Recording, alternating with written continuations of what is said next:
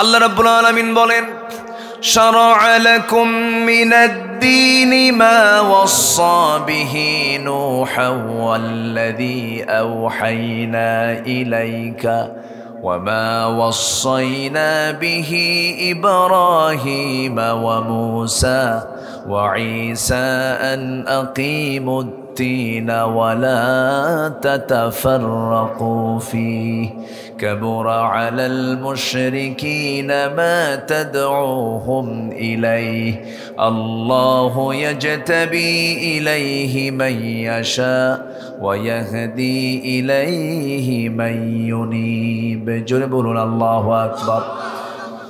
তোমাদের জন্য দিনকে তিনি নির্ধারণ করে দিয়েছেন, যে নির্দেশ দিয়েছেন নূহকে, ইব্রাহিমকে, মুসাকে, ঈসাকে, তাদের সবার দায়িত্ব ছিল তারা কি করবেন, এই জমিনে কার দিন কায়েম করবেন বলেন। আসতে বলবেন না কার দিন। আপনি কোরআনকে প্রশ্ন করুন, কোরআন তুমি বলে দাও আমার রাসূল দুনিয়াতে কেন আসছিলেন, তুমি কোরআন বলে দাও। আল্লাহ পাক কোরআনে বলছেন, আমি আমার রাসূলকে পাঠাইছি সকল দিনকে, সকল দলকে, সকল তন্ত্রমন্ত্রকে পরাজিত করে তার উপর আল্লাহর দিন ইসলামকে বিজয়ী করার জন্য। জোরে কোন সুবহানাল্লাহ। কার কথা এটা? তাহলে আমার নবীর সময় আরো দল ছিল কিনা বলেন। সেই দলগুলোকে রাসূল যুদ্ধ করে, মোকাবেলা করে, দাওয়াত দিয়ে, প্রতিহত করে, সংঘর্ষ পর্যন্ত জড়াতে হয়েছে রাসূলকে। রক্তাক্ত পরিবেশ তৈরি করতে হয়েছে, যুদ্ধের মুখোমুখি হতে হয়েছে, ঘর বাড়ি ছাড়তে হয়েছে, নির্যাতন সহ্য করতে হয়েছে। এরপরেও তিনি বাতিলকে মোকাবেলা করে দিনকে তিনি বিজয়ী করেছেন। কার সাহায্য নিয়া? তাহলে এই কাজকে আমাদের নাই? এই দায়িত্ব আমাদের আছে না নাই বলেন? আসতে বলবেন না আছে না নাই? আচ্ছা, আপনি নামাজ পড়বেন, আপনি ইসলাম চাবেন না, আপনি এখনো মুসলমান হতে পারেন নাই। আউযু বিল্লাহি মিনাশ শাইতানির রাজীম। বিসমিল্লাহির রাহমানির রাহিম।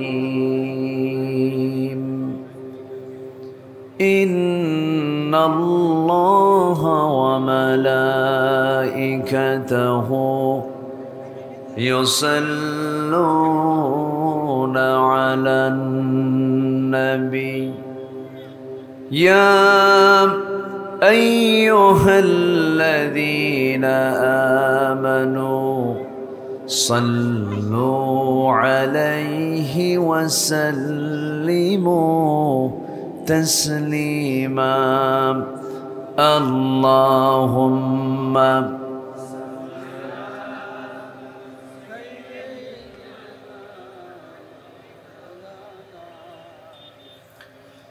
ওয়া আলা আলি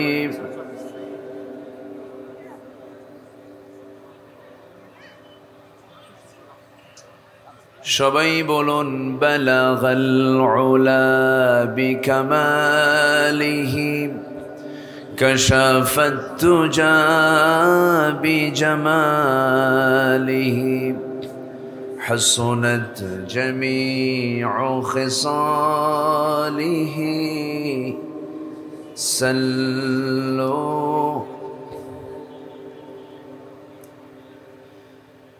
আরবের বুকে মক্কার পরে যেথায় মা আমিনার ঘর, খোদার রহমতে কৌসার হয়ে ঝরছে বারংবার। বালাগাল উলা কাশাফাত তুজা বিজামালিহি حسنت جميع خصاله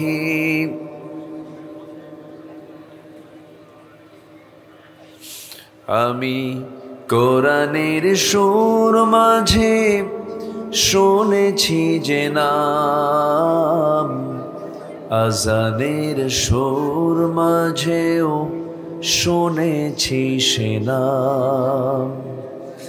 ও নাম শুনেছি আমি আমার হৃদয়, হে রাসূল নবীজি তোমায়, হে রাসূল নবীজি তোমায়। সবাই বলি সাল্লাল্লাহু আলাইহি ওয়াসাল্লাম।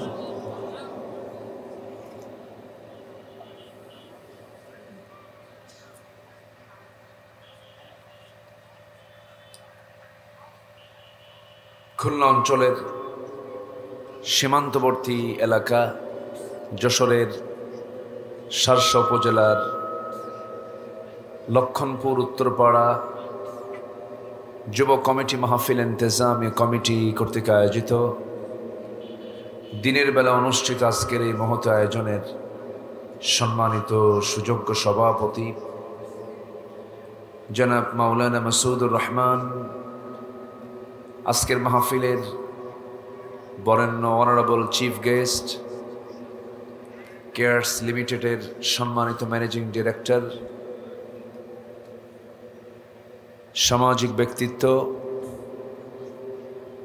বিশিষ্ট সমাজসেবক, ইসলাম দরদি ব্যক্তিত্ব জনাব কাজী আব্দুর রহমান, আজকের মাহফিলের বরেণ্য মেহমান, আমার স্নেহধন্য আমার অনুজ, মাহেদিয়া সম্মিলনী মহিলা ফাজিল ডিগ্রি মাদ্রাসার সম্মানিত লেকচারার, আমার অত্যন্ত কাছের স্নেহধন্য মাওলানা রবিউল ইসলাম, আজকের মাহফিলের বরেণ্য অতিথিবৃন্দ, হযরত উলামায়ে কেরাম, ফদলা ইজাম, সুশীল সমাজ, জাতির শ্রেষ্ঠ সন্তান, শিক্ষক মণ্ডলী, আজকের মাহফিলের প্রধান আকর্ষণ, যাদেরকে নিয়ে আজকের এই সাজানো গোছানো বর্ণাঢ্য আয়োজন, তাওহীদের পতাকাবাহী, কালেমার ঝান্ডাবাহী, দ্বীন ইসলামের নরসারদুল বীর মুজাহিদ, প্রাণ প্রিয় সম্মানিত দ্বীনি ভাইরা, আড়ালে বসে আছেন সম্মানিতা শ্রদ্ধেয়া মা বোনেরা। আলোচনার সূচনায় আনুষ্ঠানিকতার মধ্য দিয়ে আমার পক্ষ থেকে আবারও দিল খোলা সালাম, আসসালামু আলাইকুম ওয়া রাহমাতুল্লাহি ওয়া বারাকাতুহু। সবাই কেমন আছেন? আমাকে প্রশ্ন করলেন যে আল্লাহ তো আমাকে আপনার সাথে বসে রেখেছেন, বলি আলহামদুলিল্লাহ। এই যে মেশিনটা চলে, মেশিনটাকে অফ করা যায় না?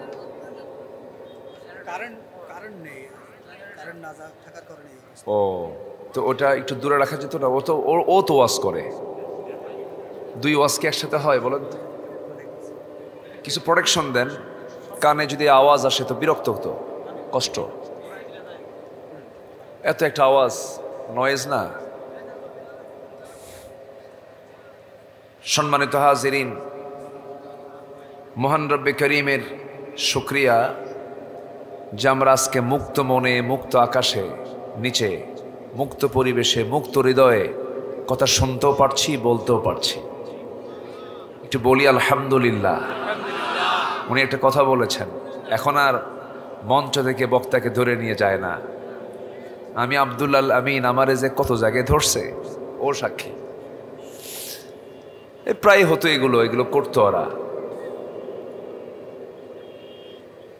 ধ্বংস করার জন্য কিছু অপকর্মের দরকার আছে না নাই বলেন তো? আচ্ছা, যে যা অর্জন করবে তার ফলাফল সেই ভোগ করবে, এটাই পৃথিবীর নিয়ম। এটা এখনো যদি কেউ জুলুম করে, ঘটনা, এখনো যদি কেউ বিভিন্ন পাপ কাজে জড়িত হয়, নেতৃত্বের কথা বলে যদি অসৎ নেতৃত্ব তৈরি করে, ঠিক ওই ফেরাউন, নমরুদ, হামান এদের মতোই হবে, ঠিক কিনা? দেখো দেখি একটা আওয়াজ থেকে বাঁচলাম, ওরে বাপরে বাপ, যাক বেঁচে গেছি না, বলি আলহামদুলিল্লাহ। এই মেশিন যেন আর না আসে। জি, আসুন, আমি সেখান থেকে কথা বলবো। আমাকে একটা বিষয়ে আজকে বলতে বলা হয়েছে, আমি বলবো। এটা না বললেও বলতাম। আমার দেশে এই মুহূর্তে এখন বলুন তো সবচাইতে বড় সমস্যা কি বলুন তো? বলুন, একজন বলবেন। না, মানে জাতীয় সমস্যা। ইমান তো আছে, বিড়ি খাওয়া আমাদের ইমান, এটা তো সমস্যা আছে। আমার দেশের জাতীয় সমস্যা কি বলুন তো এখন এই মুহূর্তে? এই তো ফাইন একটা কথা একজন বলেছেন, আমার কানে আসছে, শাসনের ক্রাইসিস, সৎ নেতৃত্বের ক্রাইসিস। এই মুহূর্তে আমাদের দেশের সবচেয়ে বড় সমস্যা হলো এখন যে সরকারটা আছে এটা কি স্থায়ী না অস্থায়ী? অস্থায়ী না? অস্থায়ী। তো এই যে একটা প্রবলেম আমরা ফেস করছি, অস্থায়ী সরকার আমরা দেখতে পাচ্ছি। তো একটা সুন্দর সরকার গঠনে কোরআন কি বলে এমন বক্তব্য মনে হয় কোরআনে বাদ গেছে। আসতে বলে কি আছে না নাই বলুন তো, আছে না নাই? আছে। একটি কল্যাণ রাষ্ট্র কেমনে গঠন হয় এর একটা চিত্র কোরআনে কি পাওয়া যাবে না? তাহলে এত দৌড়ানোর কি দরকার? ওই যে ইউরোপ, আমেরিকা, কত কি, রাশিয়া, এত তো দরকার নেই। আমার হাতে কি আছে বলেন তো? বলুন কি আছে আমাদের হাতে? এটা কি দুর্বল মনে হয়? এই যে সূর্য যে আলো দিচ্ছে, সূর্য কে বানাইছে? এই কোরআনটা কে পাঠাইছে? সূর্য কি দুর্বল মনে হয়? সূর্যের যিনি রব, কোরআনই তারই কথা। কোরআন হচ্ছে তার কথা, এটা কোনো সৃষ্টি না, কিন্তু এটা মাখলুক না। সূর্য মাখলুক, কোরআন হচ্ছে আল্লাহ পাকের সরাসরি বক্তব্য। জোরে বলি সুবহানাল্লাহ। সেই কোরআন আমরা শুনতে এসেছি, আমরা কত বড় ভাগ্যবান, বলি আলহামদুলিল্লাহ। সেই কোরআনে কারীমের গুরুত্বপূর্ণ একটা সূরা সংসদ সূরা। কি সূরা? সংসদ। যেহেতু সমস্যা, তো আমি একটু ওই পয়েন্টের দিকে যাচ্ছি, আমাকে একটু বলা হয়েছে, দেখি ওটা লাইনে যাই। সংসদ নামে একটা সূরা আছে, দি পার্লামেন্ট, সূরাতুশ শূরা। সূরাতুশ শূরা থেকে আমি একটা আয়াত শুধু আমি সামনে রেখে কথা বলবো, সময় খুবই অল্প। আমি এখানে আসছি অনেক আগেই, মানে আমি চাইছিলাম যে আমার আলোচনা যেন শুরু হয় 2:50 থেকে। 2:50 থেকে শুরু করলে এতক্ষণ আমার 40 মিনিট আলোচনা হয়ে যেত, কিন্তু একটু দেরি হলো। শেষ হতে যদি একটু দেরি হয় সমস্যা নাই তো? জোরে বলি ইনশাআল্লাহ। জি, আপনাদের তেজস্বী কথা, আপনাদের চেতনা অনেক উন্নত মানের। আমি তো আসি, আমি সাথে বহুবার বহু জায়গায় এসেছি, প্রত্যেক বছর একবার না একবার আমাকে আসতেই হয়। আল্লাহ আপনাদের মাঝে এই মহব্বতটা রেখে দিয়েছেন, আল্লাহ কবুল করুন। জোরে বলি আমিন। মাহফিল কমিটি বসার স্থান দিতে পারছেন না আপনারা, এই মাটিতে কেমনে বসবে তারা? এই যে দাঁড়ায় আছে লোকগুলো, আপনারা বসার ব্যবস্থা করে দিতেন, খড় দিতেন অথবা কোনো কিছু দিয়ে দিতেন। বসতে পারতেছে না তো, জায়গা কোথায়? আমি বুঝলাম না, আমি বসতে দিতে হবে না, বসবে কোথায়? না, ভিতরে জায়গা খুব একটা নাই, ঘাড়ের উপরে তো আর বসা সম্ভব না। মানুষের সুবিধা আছে না, একটু করেন, চেষ্টা করেন, একটু বসায় দেন। বসবে কোথায়? লোকগুলো তো খুব কষ্ট পাচ্ছে। দাওয়াত না দিয়ে যদি বসতে না দেন তাহলে তো এটা চরম সমস্যা। একটু বসায় দেন। হ্যাঁ, আমার দিকে তাকান, এখন একটু আমার দিকে তাকান। আমার কথা কি শোনা যাচ্ছে তো? সবাই শুনতে পাচ্ছেন তো? বলি আলহামদুলিল্লাহ। তাহলে এখন গোটা পৃথিবীর সবচেয়ে বড় সমস্যা হলো গদি সমস্যা। কি সমস্যা বলেন? গদির আরবি হলো কুরসিয়ুন। গদির আরবি কি? একটা আয়াত আছে, সে আয়াতের নাম হলো আয়াতুল কুরসি।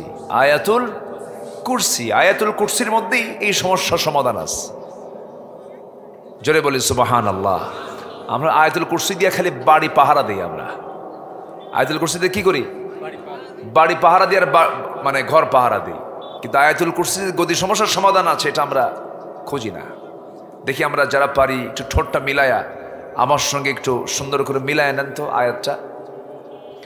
আল্লাহ রাব্বুল আলামিন বলেন, আল্লাহু লা ইলাহা ইল্লা হুয়াল হাইয়ুল কাইয়্যুম লা তা'খুযুহু সিনাতুন ওয়ালা নাওম।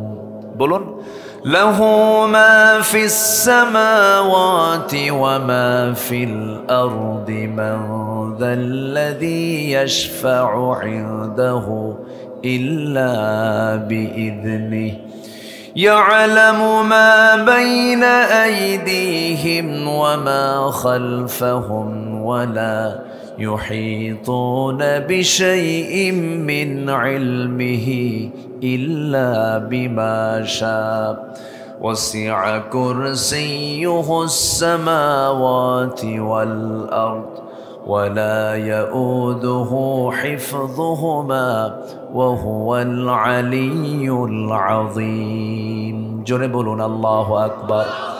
আয়াতটার নাম কি বলুন? আয়াতুল কুরসি, মানে চেয়ারের সূরা, আসনের সূরা, ক্ষমতার সূরা, সিংহাসনের সূরা, সিংহাসনের আয়াত, ভার্স অফ কি চেয়ার, পাওয়ার। চেয়ার মানে কি? এটা পাওয়ার বোঝানো হচ্ছে। তাহলে সিংহাসন, চেয়ার, গদি এগুলো মূলত কার? আসতে বলবেন না কার? কিন্তু সেই চেয়ার না মারামারি করে কে? তাহলে ক্ষমতা হলো আল্লাহর, আর মারামারি করে কারা? বান্দা। সমস্যা তো এই জায়গায়। আগে ভাবতে হবে ক্ষমতা আমার না, ক্ষমতাটা কার? আল্লাহ। ক্ষমতা কখনো বান্দার হতে পারে না।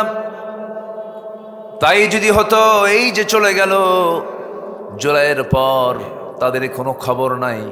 ক্ষমতা যদি তাদেরই থাকতো, এই যে চরমভাবে তারা লাঞ্ছিত হলো, ক্ষমতা বান্দার যে নাই, এর চাইতে বড় বাস্তব প্রমাণ নিকটবর্তী বাংলার জমিন আর নাই।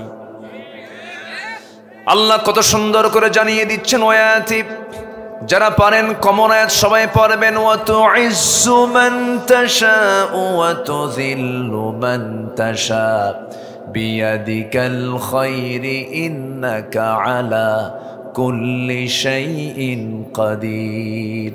আল্লাহ যাকে চান সম্মান দেন, যাকে চান বেইজ্জত করেন। সকল কল্যাণ একমাত্র কার হাতে? কার হাতে?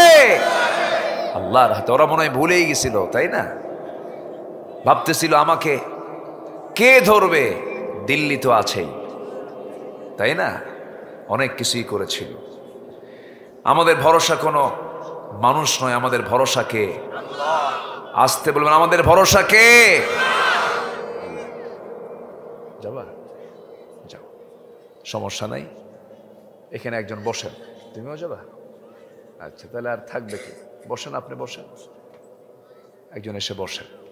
সম্মানিত ভাইয়েরা, আমার আলোচনায় কোনো বিরক্ত হচ্ছেন না তো আপনারা?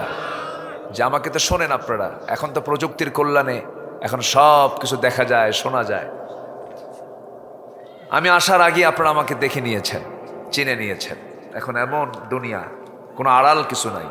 এখন মোবাইলই বিয়ে হয়, বুঝলেন? এখন কিসে বিয়ে হয়?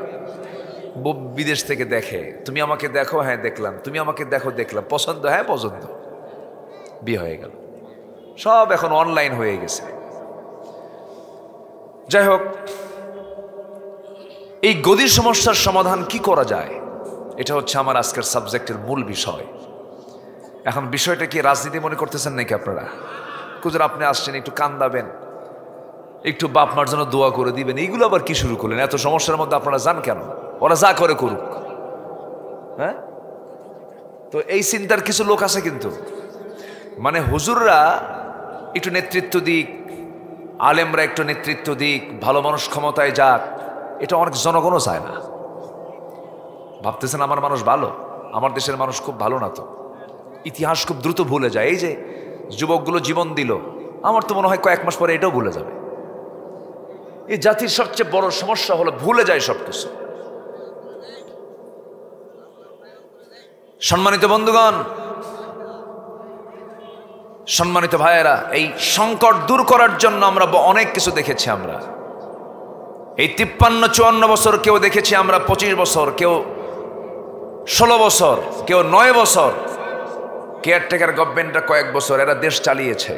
সবার নামের আগে মোহাম্মদ ছিল, সবাই তাদের ধর্মের নাম ইসলাম বলেছে, কিন্তু ইসলাম দিয়ে তারা রাষ্ট্র চালায় নাই, কোরআন দিয়ে তারা রাষ্ট্র চালায় নাই। জাহান্নামে যাওয়ার 1 নম্বর কারণ নামাজ ছেড়ে দেওয়া। সেই মিনিমাম নামাজের আইনটুকু তারা পাশ করে নাই, নামাজের কথা বলেও নাই। অতএব সব দেখা শেষ, আগামীর দেশ হবে কোরআনের দেশ, ইসলামের দেশ। আসতে কন কেন, ঠিক কিনা? সবাই কি চান? চান কারা কারা একটা হাত সাক্ষী রেখে আল্লাহকে দেখায় দেন, হাত তুলে দেখায় দেন। কেউ তো স্লোগান দেন না।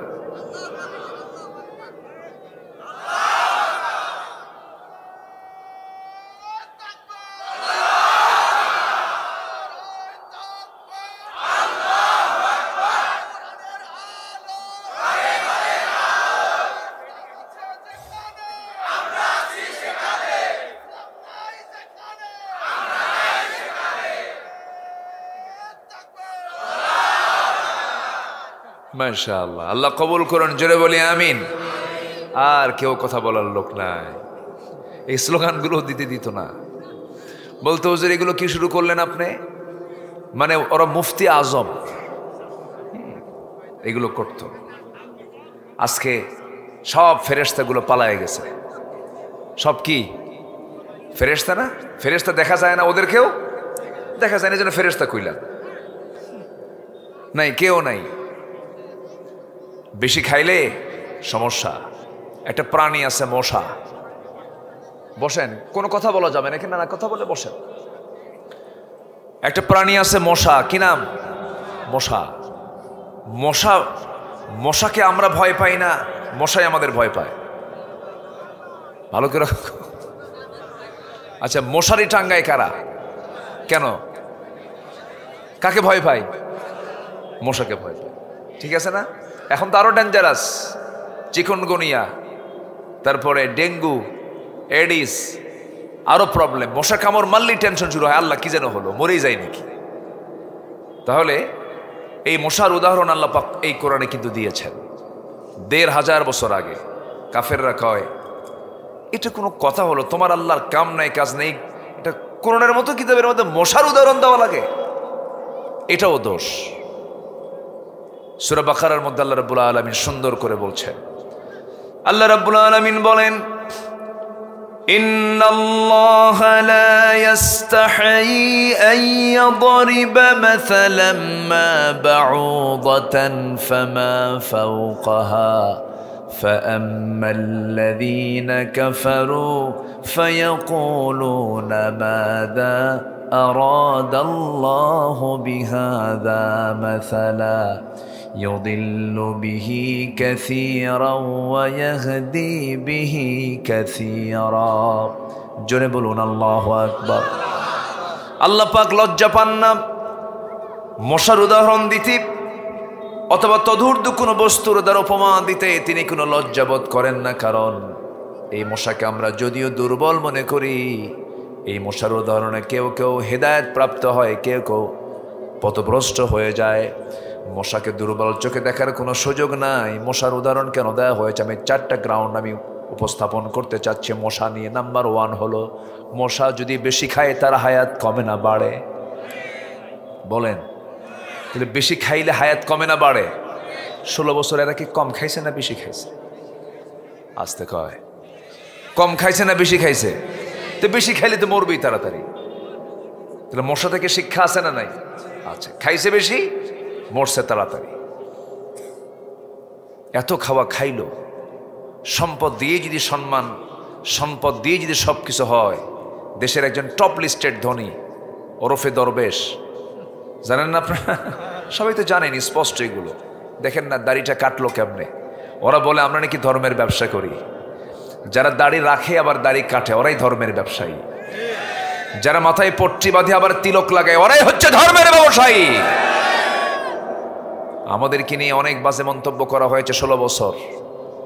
আল্লামা সাঈদী কিনে অনেক নাটক মঞ্চস্থ করা হয়েছে, অনেক ষড়যন্ত্র করেছে ওরা, কিন্তু শেষ পর্যন্ত আল্লাহ ওদেরকে ন্যাংটা করে ছেড়ে দিয়েছেন। কি করেছেন? ওদেরকে ন্যাংটা করেছেন, একদম উলঙ্গ করে ছেড়ে দিয়েছেন। আলেমদের ধরবি, উলঙ্গ করে দিলাম, যা, ঠিক আছে না? পুলিশ ধরতে গেছে, আইনমন্ত্রীকে বলে স্যার চিনছি, থানায় চলেন। আইনমন্ত্রীকে আমি কি একা আসছি নাকি? আমি তো জামাতের সাথে আসছি। কে? কই যে বসে আছে, কে মাথার চুল কালো, মুখে দাঁড়িয়ে নাই, পরনে লুঙ্গি, গায়ে গেঞ্জি, লোকটা কে? ভালো করে দেখো, ওটাই দরবেশ। জালেম জালেমকেও ছাড়ে না, জালেম জালেমকে ছাড়ে না, কিন্তু ইমানদার ইমানদারের জীবন রক্ষার্থে জীবন পর্যন্ত দিয়ে দেয়। যেরকম সুবহানাল্লাহ। লাভ কি হলো? কিছুই তো লাভ হলো না। সম্পদ আপনি এরকম বেশি করে খায়া আকাম কুকাম করে তো লাভ হলো না। মুসা আলাইহিস সালামের বিরুদ্ধে ফেরাউন একবার একটা অভিযোগ দিয়েছিল, শারীরিক ত্রুটির কথা বলেছিল। ও কেমনে নবী হয়? ওর তো শারীরিক প্রবলেম। কি প্রবলেম? দেখেন, এত বড় বেকুব ফেরাউন, কি শারীরিক প্রবলেমের লোক কোনোদিন আল্লাহর নবী হয় নাকি? কি সমস্যা? কি সমস্যা হলো? ওর ওই অন্ডকোষের একটা ছোট একটা বড়। কে কইছে এটা? ফেরাউন। বলেন কে বলছে এটা? ফেরাউন। একদম সহি বর্ণনা কিন্তু এটা। আচ্ছা, এই কথা যখন বলছে, বলেন তো এই নবীটার রাগ কম না বেশি? বলেন তো। খুব রাগ ছিল। শোনা মাত্র খেপে গেছেন আর বলতেছেন, আল্লাহ শোনো, আমার প্রবলেম নাই, আমি সুস্থ, দিব্যি সুস্থ, আমার কোনো তাড়াতাড়ি ব্যবস্থা করো তুমি। আল্লাহ বললেন, মুসা টেনশন করো না, আমি সব একদম খুলে দেখাই দেবো, যাও।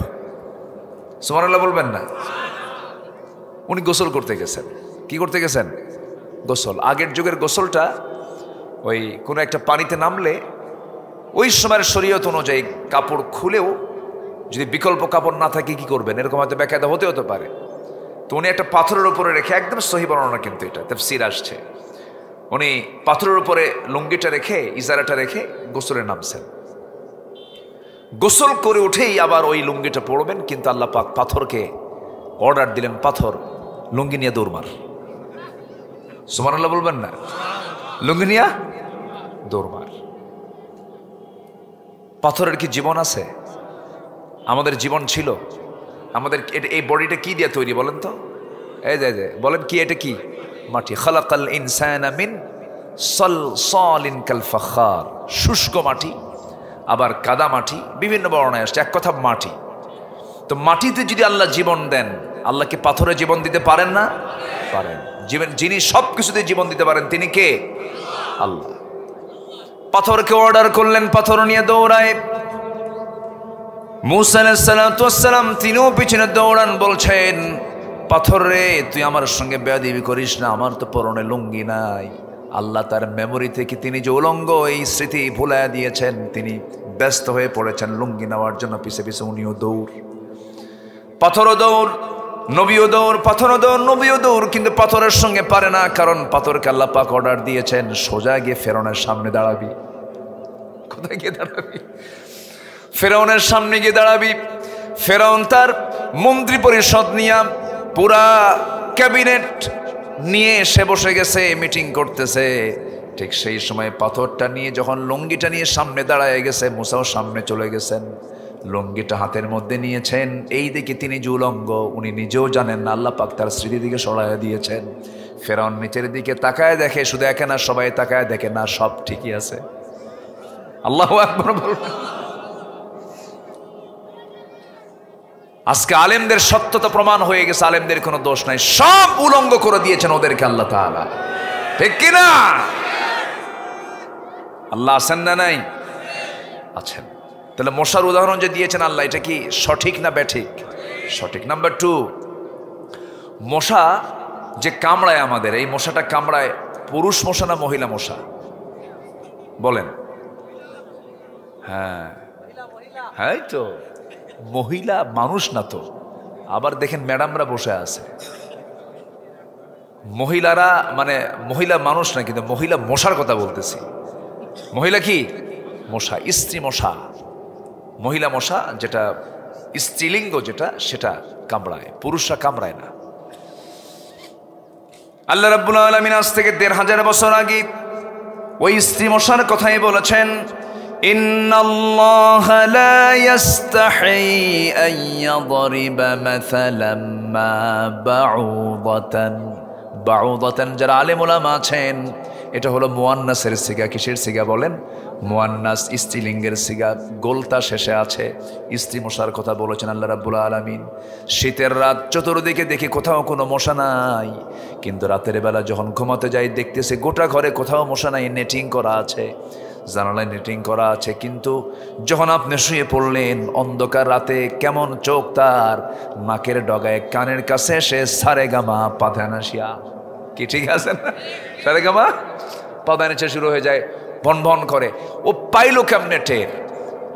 সায়েন্স বলছে, বিজ্ঞান বলছে যে মশা এত তার ঘ্রাণ শক্তি যে ৭৫ ফুট দূর থেকে সে টের পায় এখানে কোথাও মানুষ শুয়ে আছে।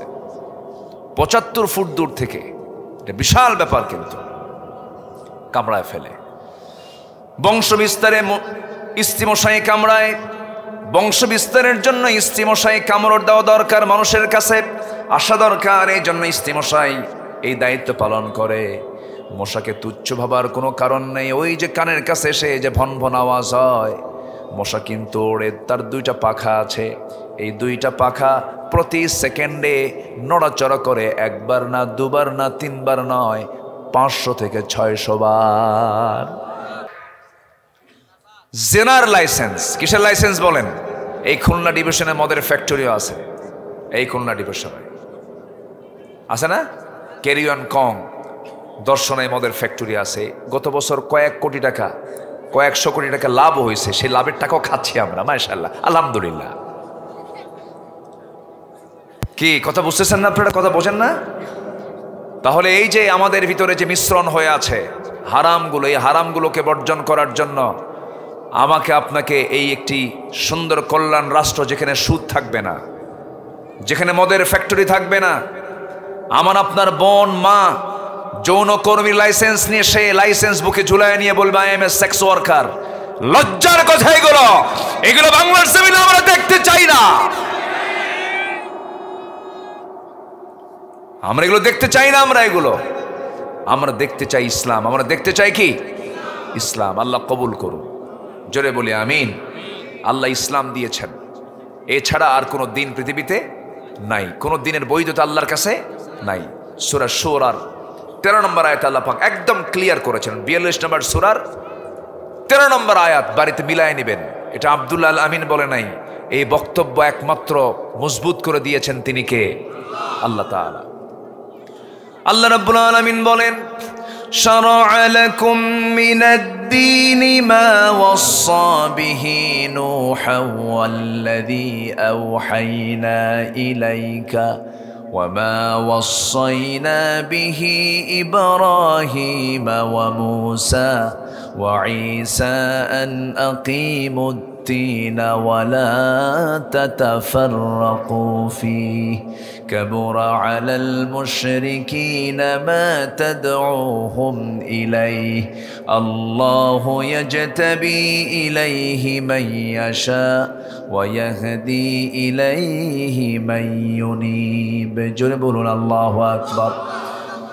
তোমাদের জন্য দিনকে তিনি নির্ধারণ করে দিয়েছেন, যে নির্দেশ দিয়েছেন নূহকে, ইব্রাহিমকে, মুসাকে, ঈসাকে, তাদের সবার দায়িত্ব ছিল তারা কি করবেন? এই জমিনে কার দিন কায়েম করবেন বলেন? আসতে বলবেন না কার দিন? আপনি কোরআনকে প্রশ্ন করুন, কোরআন তুমি বলে দাও আমার রাসূল দুনিয়াতে কেন আসছিলেন, তুমি কোরআন বলে দাও। আল্লাহ পাক কোরআনে বলছেন, আমি আমার রাসূলকে পাঠাইছি সকল দিনকে, সকল দলকে, সকল তন্ত্রমন্ত্রকে পরাজিত করে তার উপরে আল্লাহর দিন ইসলামকে বিজয়ী করার জন্য। যেরকম সুবহানাল্লাহ। কার কথা এটা? তাহলে আমার নবীর সময় আরো দল ছিল কিনা বলেন? সেই দলগুলোকে রাসূল যুদ্ধ করে, মোকাবেলা করে, দাওয়াত দিয়ে, প্রতিহত করে, সংঘর্ষ পর্যন্ত জড়াতে হয়েছে। রাসূলকে রক্তাক্ত পরিবেশ তৈরি করতে হয়েছে, যুদ্ধের মুখোমুখি হতে হয়েছে, ঘর বাড়ি ছাড়তে হয়েছে, নির্যাতন সহ্য করতে হয়েছে। এরপরেও তিনি বাতিলকে মোকাবেলা করে দিনকে তিনি বিজয়ী করেছেন। কার সাহায্য নিয়া? তাহলে এই কাজকে আমাদের নাই? এই দায়িত্ব আমাদের আছে না নাই বলেন? আসতে বলবেন না আছে না নাই? আচ্ছা, আপনি নামাজ পড়বেন, আপনি ইসলাম চাবেন না, আপনি এখনো মুসলমান হতে পারেন নাই। এরকম মুসলমান আমার দেশে আছে না নাই? আছে না? নামাজ পড়ে, রোজা রাখে, কিন্তু ইসলাম আসুক চায় না। ইসলাম আসুক চায় না। এরা কি মুসলমান না মুনাফিক? এটা কি আমার ভাষা না আল্লাহর ভাষা? আল্লাহর ভাষা। সম্মানিত ভাইয়েরা, ইসলামী রাষ্ট্রের যারা রাষ্ট্রপ্রধান হয়েছেন, কি সিকিউরিটি ছিল সেই সমাজে, সে রাষ্ট্রে। রাসূল বলেছেন, সানআ থেকে হাজরামাউত পর্যন্ত একটা নারী সুন্দরী, সুন্দরভাবে একাকিনী, নিঃসঙ্গিনী, একাকি চলে যাবে, কোন পুরুষ তার দিকে তাকানোর সাহস পাবে না। কার ভয়ে? আসতে বলবেন না কার ভয়ে? আল্লাহর ভয়ে সাহস পাবে না। একটা রাষ্ট্রের সবচেয়ে বড় কাজ হচ্ছে রাষ্ট্রের যারা দায়িত্ব পালন করবেন জনগণকে আল্লাহর ভয় শিখায় দেওয়া। কার ভয় শিখায় দেওয়া? তাহলে আর ওই জায়গায় কোনো পুলিশ লাগে না, কোনো জেলখানাও লাগে না। এটা ছোট্ট ইতিহাস মনে পড়লো আমার, বলে ফেলি। ইসলামী রাষ্ট্রের জন্য রাসূলের কিছু আদর্শ আমরা আজকে শিখবো 12টা পয়েন্টে। সময় হয়তো পাবো না ওইদিকে, দেখি 2-1টা পয়েন্ট বলে হয়তো শেষ করতে হবে। আমার নবীজি একদিন বসে আছেন, এক মহিলা সাহাবী এসে বলতেছে, হুজুর আমি তো বড় একটা অপরাধ করে ফেলছি। রাসূল বলেন, কি অপরাধ করছো? রাসূল কিন্তু জাস্টিস, বিচারপতি। আমার নবী কিন্তু ইমাম শুধু ছিলেন না, উনি বিচারপতিও ছিলেন। বিচারের রায় দিয়েছেন অনেক শক্ত শক্ত রায়। রাসূলের সামনে এক মহিলা চুরি করে ধরা পড়ছে, মহিলাকে হাজির করা হলো। রাসূল বলেন, কোনো কথা নাই, হাত কাটো।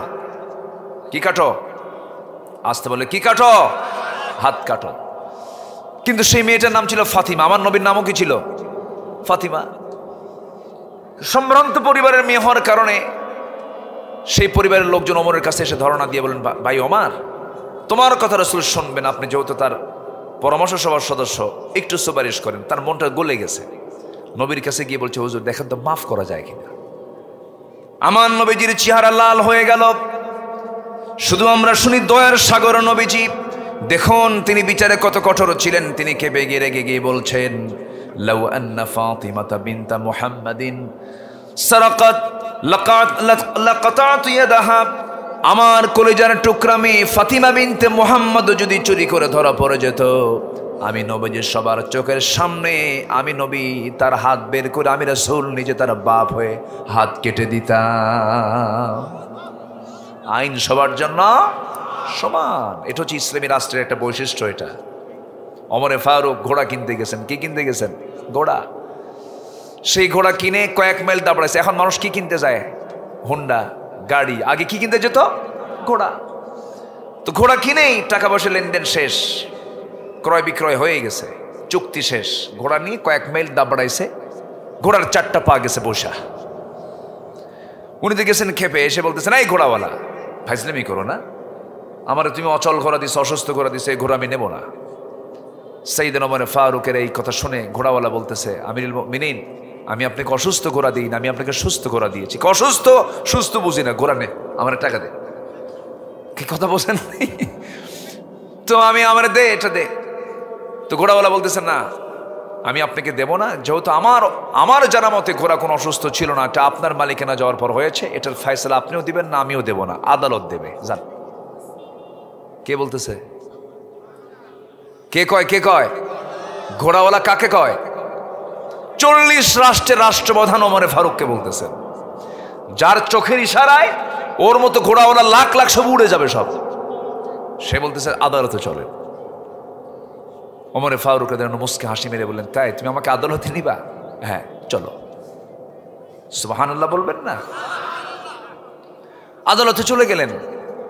আদালতের চত্বরে গিয়ে যখন আদালতের বিচারপতির সামনে গিয়ে দাঁড়াইছেন ওমরে ফারুক, বিচারপতি চেয়ার থেকে দাঁড়ায় গেছে।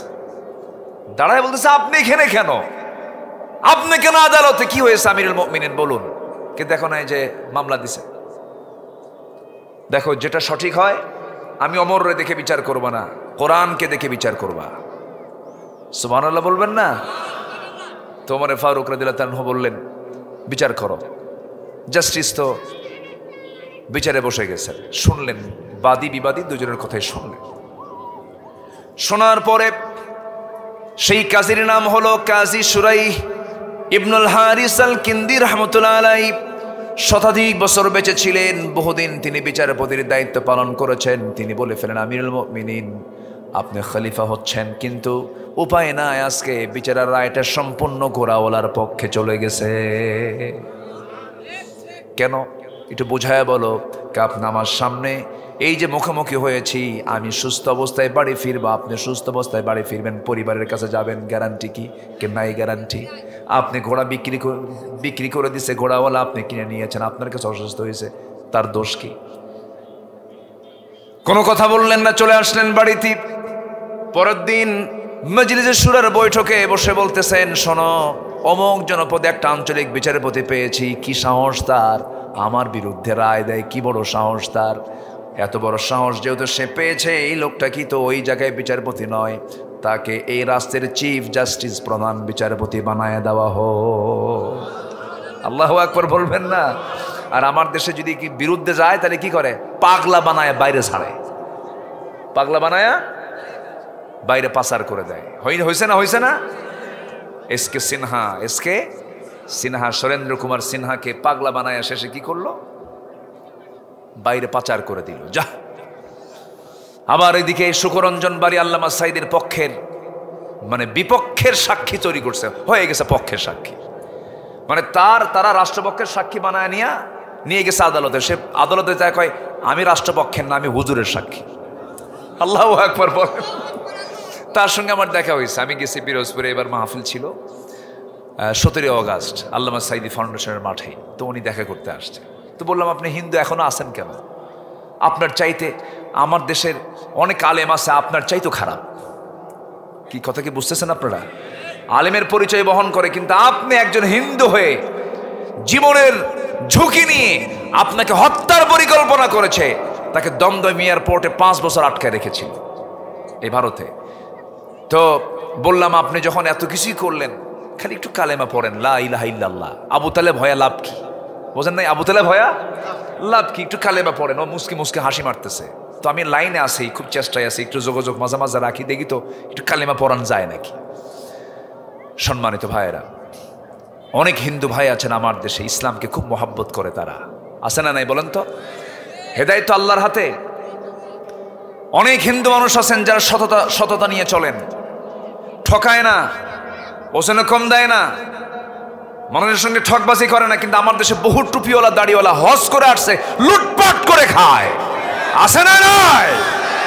আচ্ছা, এই জন্য আমরা ওমরের কাছ থেকে শিক্ষা নেব। জোরে বলি ইনশাআল্লাহ, জোরে বলি ইনশাআল্লাহ।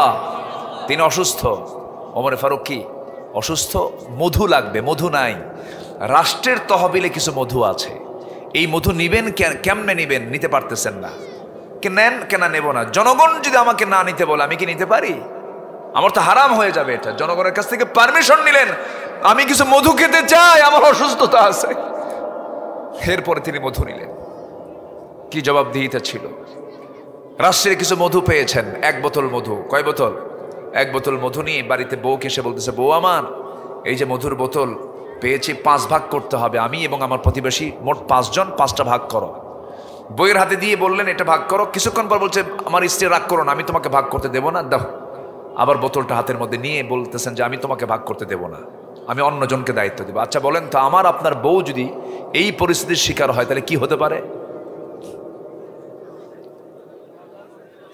সবাই চুপ করেছে, মনে হয় সবার বউ মনে রাবিয়া বস্ত্রী হয়ে বসে আছে মনে হয়, নাকি? হ্যাঁ, লাগবে, কিছু লাগবে, গ্যাঞ্জাম কি লাগবে? মনে হয় লাগবে নাকি? বলবে এই 50 বছরের, 30 বছরের, 20 বছরের সংসারে তুমি আমার এই মনে করতেছ? কি বোঝেন নাই আপনি? শুরু হয়ে গেছে। কিন্তু না, সাইয়েদনা ওমর ফারুকের স্ত্রী তো ওরকম না। উনি ভাবতেছেন মনে হয় কোন একটা কারণ আছে, একটু মন খারাপ করেছেন যে এটা কেমন হলো। উনি চলে গেছেন অন্য বাড়িতে। সেই প্রতিবেশীকে ডাক দিয়ে বলছেন, ও প্রতিবেশী আমার, এই মধুটা ভাগ করো, 5 ভাগ করে আমাকে 1 ভাগ দাও, বাকি 4 ভাগ তোমরা সমান ভাগে ভাগ করে নাও। তার অংশের মধুগুলো নিয়ে এসে বউয়ের সামনে দাঁড়ায় বলছে, বউ আমার রাগ করো না, আমি তোমাকে দারুণ ট্রাস্ট করি, আমি রাষ্ট্র চালাই, তুমি আমার পরিবার চালাও, তুমি আমার বড় একটা সহযোগী, আমার সন্তানগুলোর লালন পালন করো, খাওয়া দাওয়া সম্পূর্ণ করায় দাও। আমি তোমাকে সন্দেহ করে তোমার হাত থেকে মধুর বোতল নিয়েছি একটা কারণ, সেটা হলো আমি চিন্তা করে দেখলাম মধু হলো তরল জিনিস। এই মধু যখন তোমাকে ভাগ করতে দেব, মধু সমান ভাগে ভাগ করবে, কিন্তু হাত দিয়ে তো ভাগ করতে হবে। তোমার হাতের নখের সাথে লাগিয়ে থাকবে হয়তো 1 ফোঁটা, 2 ফোঁটা, 3 ফোঁটা মধু, এক্সেস যে চলে আসবে।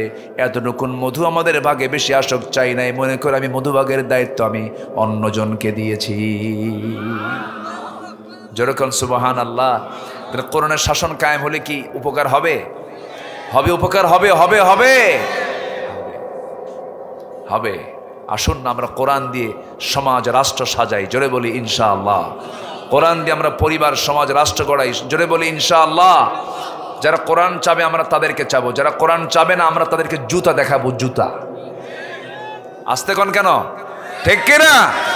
বহু কিছু দেখছি আমরা, বহু ঠকা ঠেকছে, আর ঠকতে চাই না আমরা। আমার বন্ধুগণ, আমার ভাইয়েরা, অনেক কথা আছে, শর্ট করে আমাকে বলতে হচ্ছে আজান যেহেতু হয়ে গেছে, আমি আর 10-15 মিনিট কথা বলবো, আমাকে সময় দেবেন তো ইনশাআল্লাহ? কি আলহামদুলিল্লাহ, এত সুন্দর এলাকা। এটা সরিষা না? এটা সরিষা না? আল্লাহর সৃষ্টি কত। আমি আসতে নিয়ে আমাকে বললাম, দেখুন কি সুন্দর সৃষ্টি এটা, আল্লাহ আল্লাহু আকবার বলেন। কোন রূপকার, কোন কারিগর সুন্দর করে বানাইছে, আমাকে আপনাকে কিছু খাওয়ানোর জন্য কি সুন্দর ব্যবস্থা করেছে। সুবহানাল্লাহ বলবেন না? দেখতে কত সুন্দর, এরকম সুন্দর পৃথিবীর কেউ করতে পারবে? কাতারে গিয়েছিলাম বছর 2 আগে, কোনো গাছগাছালি নাই, একদম ধুধু, ওর মধ্যে দেখি বিশাল একটা জায়গায় তারা সবুজ করেছে, এরকম সবুজ গাছগাছালি।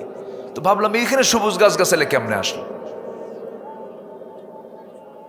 এই মসজিদে আজান দেয়, একটু মুখে দিতে পারতো না। চাচা মানবে না, চাচা শুরু করছে, শুরু করুক উনি। সবাই 2-1জন একটু উত্তর দেন, একটু উত্তর দেন, আমি একটু কথা বলি না। আজান শেষই হোক, খুব জোরে আসতেছে, আমার একটু জবাব দিই। এটা একটা ইবাদত। এটা মিস্টেক না, মিস্টেক তো এটা খেয়াল করবে না। হ্যাঁ, বুড়া মানুষ তো বোঝে নাই।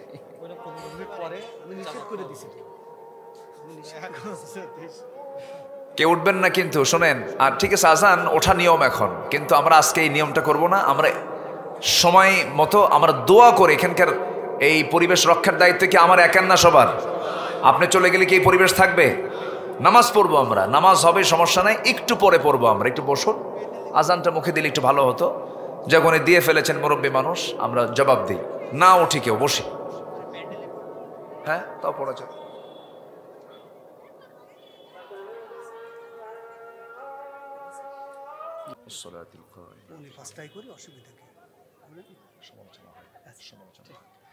সম্মানিত ভাইয়েরা, আমরা দীর্ঘ আজান শুনলাম।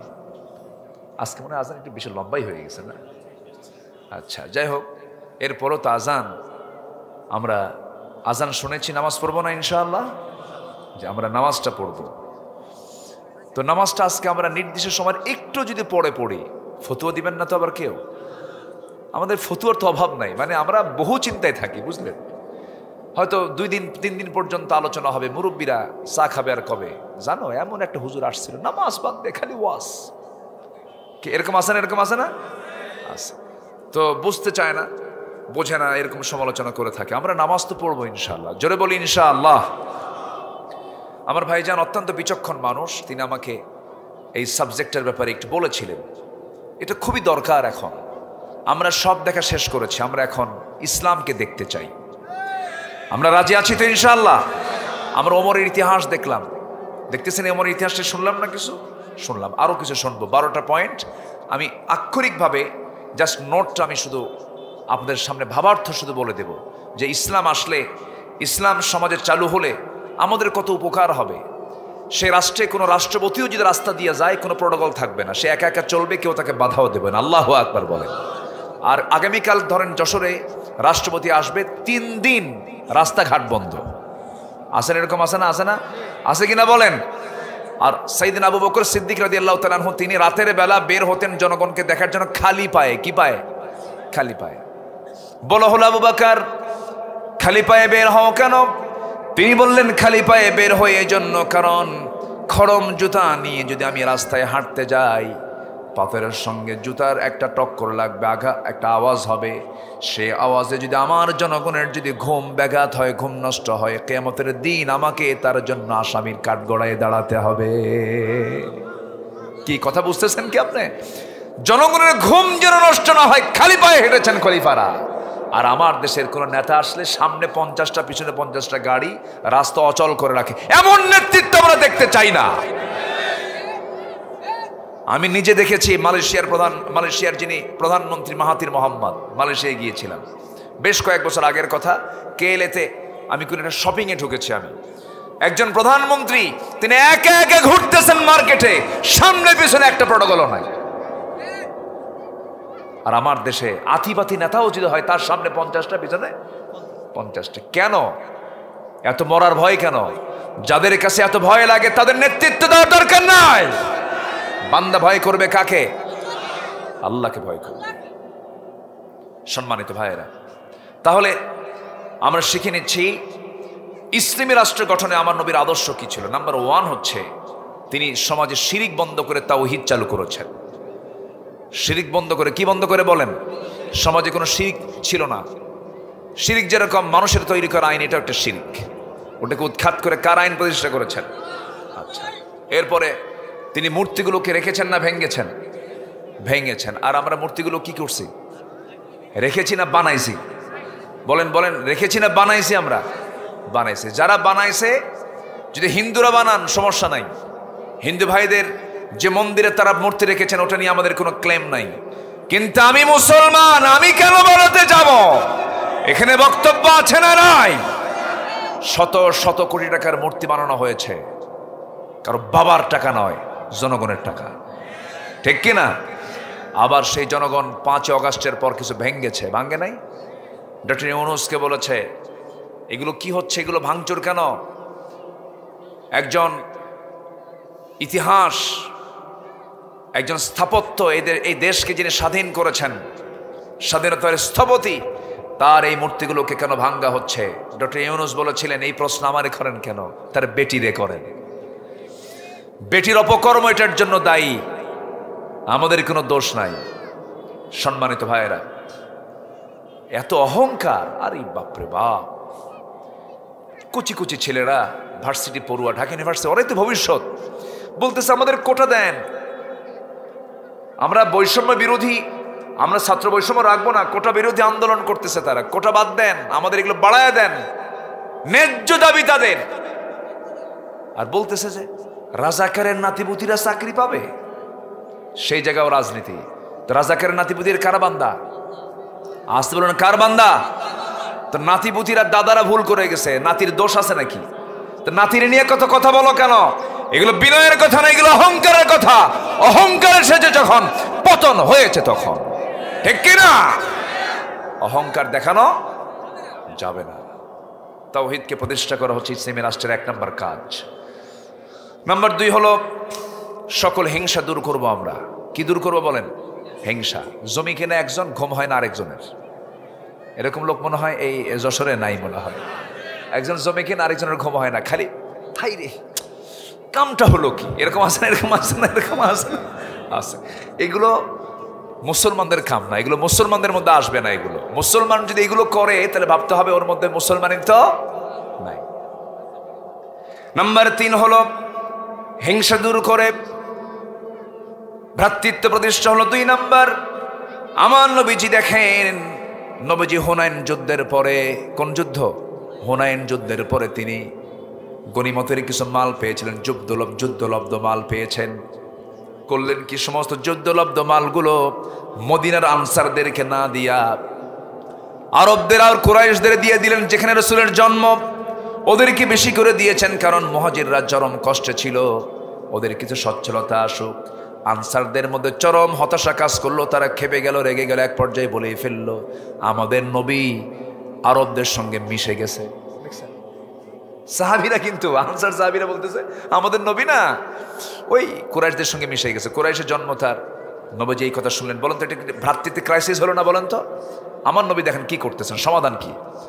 আমার নবীজি বলতেছেন আওয়াজাতুম ইয়া মা'শারাল আনসারি ফি আনফুসিকুম ফি লা'আতিন মিনাদ দুনিয়া তাআল্লাফতু বিহা কামান লিয়ুসলিমু ওয়া আকালতুকুম ইলা ইসলামিকুম আলা তারদাউনা ইয়া মা'শারাল আনসার আন ইয়াযহাবান নাস বিশ-শাতি ওয়াল বাঈর ওয়া তারজিউ বিরাসূলিল্লাহি সাল্লাল্লাহু আলাইহি ওয়াসাল্লাম ইলা রিহালিকুম।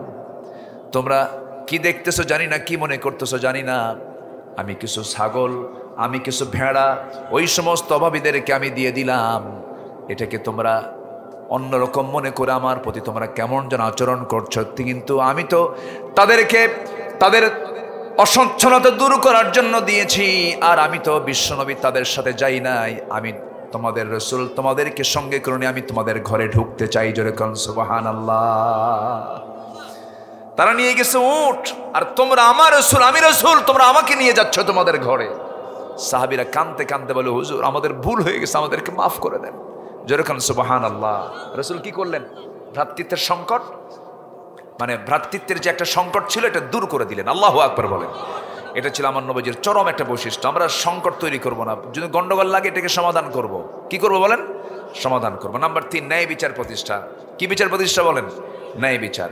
নাম্বার 4 হলো সামাজিক দায়িত্ব, দরিদ্রদের প্রতি সহযোগিতা করা। নাম্বার 5 হচ্ছে রাষ্ট্রীয়ভাবে ইসলামী শিক্ষাকে প্রতিষ্ঠা করা। রাসূল যুদ্ধবন্দীদের মুক্তির জন্য রাসূল শিক্ষার বিকল্প, শিক্ষার বিনিময়ে তাদেরকে মুক্তিপণ হিসেবে তাদেরকে মুক্ত করে দিয়েছেন। আল্লাহু আকবার বলেন। এত গুরুত্ব তিনি ইসলামকে দিয়েছেন। আন্তর্জাতিক সম্পর্ক স্থাপনে রাসূল খুব আল্লাহকে প্রাধান্য দিয়ে আল্লাহর প্রতি আস্থা নিয়ে সম্পর্ক অটুট রেখেছেন। বিপদ আপদে মুসিবতে সব জায়গায় কার উপর ভরসা করা বলেন তো? আমাকে কোনো প্রতিবেশী বাঁচাবেন, আমাকে বাঁচাবেন কে? আমাকে বাঁচাবেন কে? ন্যায়ের পথে নিজেকে অবিচল রাখা। যদি কোনো বান্দার রিয়ালিটি থাকে, কোনো বান্দার মধ্যে যদি নৈতিকতা থাকে, পৃথিবীর কোনো শক্তি নেই তাকে পরাজিত করতে পারে।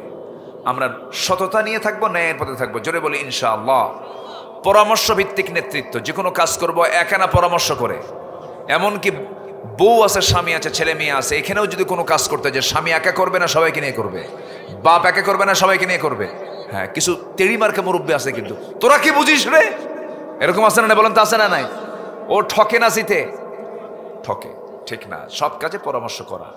আল্লাহ পাক নিজেও পরামর্শ করেছেন, ওয়াইদ ক্বালা রাব্বুকা লিল মালাইকাতি ইন্নী জাইলুন ফিল আরদি খলিফা। আল্লাহর কোনো ঠেকা ছিল? তাও তো তিনি করেছেন। আসুন না আমরা এই বিষয়গুলোকে মাথায় নিয়ে সামনের দিকে এগিয়ে যাই। একটি নতুন বাংলাদেশ আমরা গড়ব ইসলামকে নিয়ে। জোরে বলি ইনশাআল্লাহ। নামাজ 5 ওয়াক্ত পড়বেন কারা কারা? একটু হাত তুলে দেখেন দেখি। জোরে বলি ইয়া আল্লাহ। আরো জোরে ইয়া আল্লাহ। আমাদেরকে 5 ওয়াক্ত সালাত আদায় করার তৌফিক তুমি আল্লাহ দিয়া দাও। জোরে বলি আমিন। আরো জোরে আমিন। আরো জোরে আমিন।